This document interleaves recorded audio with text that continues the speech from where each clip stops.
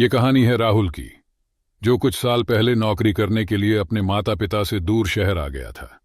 शहर में काम का दबाव इतना ज्यादा था कि उसे दिन रात का भी पता नहीं चलता था। रोज सुबह उठकर ऑफिस से घर और घर से ऑफिस, बस यही राहुल की जिंदगी हो गई थी। ऑफिस में आगे बढ़ने की होड़ में न जाने कितने सालों से घर नहीं गया। उसे याद नहीं था आखिरी बार कब उसने अपनी मां से बात की थी। एक रात 1 बजे राहुल का फोन बजता है। राहुल देखता है कि मां का फोन है। इतनी देर रात को मां का कॉल देखकर डर जाता है। जैसे ही कॉल उठाता है, मां की आवाज आती है, जन्मदिन मुबारक हो बेटा। राहुल गुस्सा हो जाता है और बोलता है, क्या मां सुबह कॉल नहीं कर सकती थी? मेरी नींद खराब कर दी। और ये कहकर फोन काट देता है। कुछ देर बाद राहुल का फोन फिर बजता है और इस बार पिताजी का कॉल था। राहुल और गुस्से से फोन उठाता है, पर इससे पहले कि पिता को भी यही बोले कि सुबह कॉल करना, दूसरी तरफ से पिता की आवाज आती, बेटा मैंने सॉरी बोलने के लिए कॉल किया। तुम्हारी मां तो पागल है जिसने तुम्हें इतनी रात को फोन किया।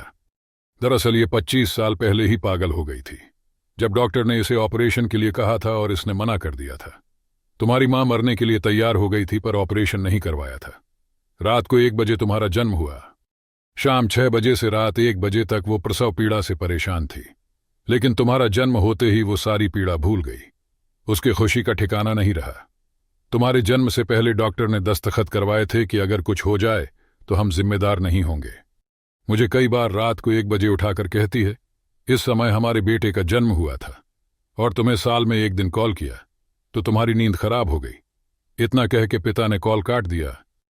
राहुल ये सब सुनकर सुन्न हो जाता है। उसकी आंखों के आगे उसका पूरा बचपन आ जाता है और वो उसी समय घर जाने के लिए स्टेशन की ओर चल देता है। सुबह घर जाकर मां के पैर पकड़कर माफी मांगता है। तब मां कहती है, देखो जी मेरा बेटा आ गया। फिर पिता से माफी मांगता है। तब पिता कहते हैं, आज तक ये कहती थी कि हमें कोई चिंता नहीं, हमारी चिंता करने वाला हमारा लाल है। पर अब तुम चले जाओ, मैं तुम्हारी मां से कहूंगा कि चिंता मत करो, मैं तुम्हारा हमेशा की तरह आगे भी ध्यान रखूंगा। तब मां कहती है, माफ कर दो बेटा है। सब जानते हैं दुनिया में एक मां ही है जिसे जैसा चाहे कहो, फिर भी वो गाल पर प्यार से हाथ फेरेगी। पिता अगर तमाचा न मारे तो बेटा सर पर बैठ जाए, इसलिए पिता का सख्त होना भी जरूरी है। माता पिता को आपकी दौलत व उपहार नहीं, बल्कि आपका प्यार और वक्त चाहिए। और किसी ने क्या खूब कहा है, दवा असर न करे तो नजर उतारती है, वो मां है जनाब, हार कहां मानती है। ये कहानी सुनकर अगर आंखों में आंसू बहने लगें तो रोकिए मत, बह जाने दी।